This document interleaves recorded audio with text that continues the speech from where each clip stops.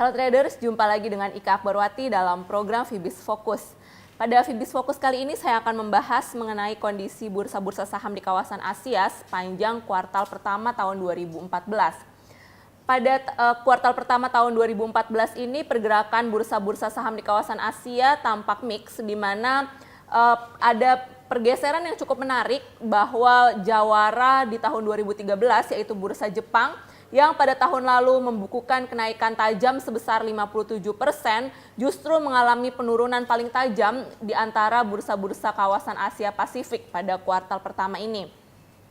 Untuk indeks Nikkei di Jepang mengalami penurunan yang cukup signifikan akibat aksi jual investor asing, di mana investor asing telah melakukan penjualan sebanyak 1,84 triliun yen atau setara dengan 18,1 miliar dolar pada kuartal pertama yang lalu.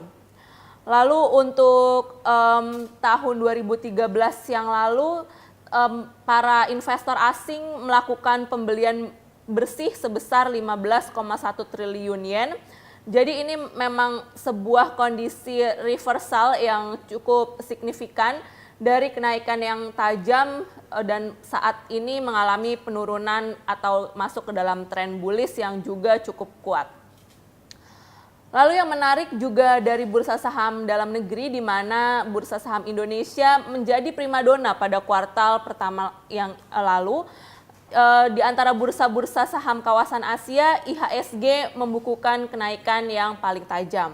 Kita akan lihat beberapa indeks saham di kawasan Asia.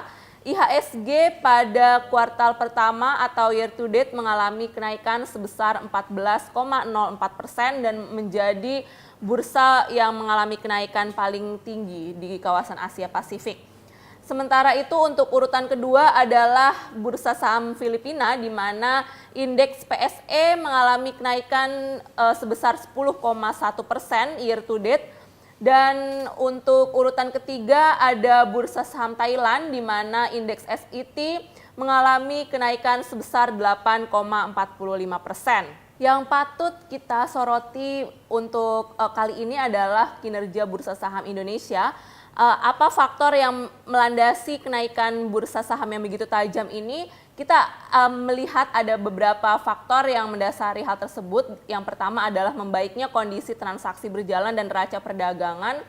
Defisit transaksi berjalan cenderung mengalami penurunan dari kuartal ke kuartal, hingga pada kuartal keempat lalu defisit transaksi berjalan ini hanya berada di level 1,8% dari PDB.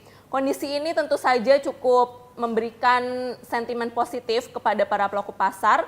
Juga dari neraca perdagangan, di mana neraca perdagangan memang masih mengalami defisit pada tahun 2013, akan tetapi sudah mulai menunjukkan surplus mulai di tahun 2014.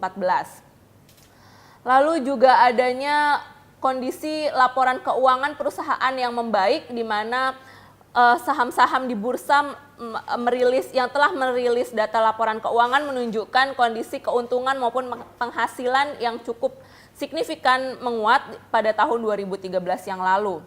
Lalu adanya faktor pemilu, di mana para pelaku pasar juga merasa optimis mengenai pemilu presiden yang akan diadakan pada bulan Juli mendatang.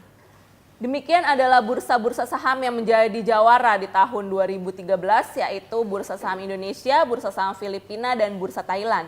Sekarang kita akan melihat sekilas kondisi indeks Nikkei di bursa Jepang.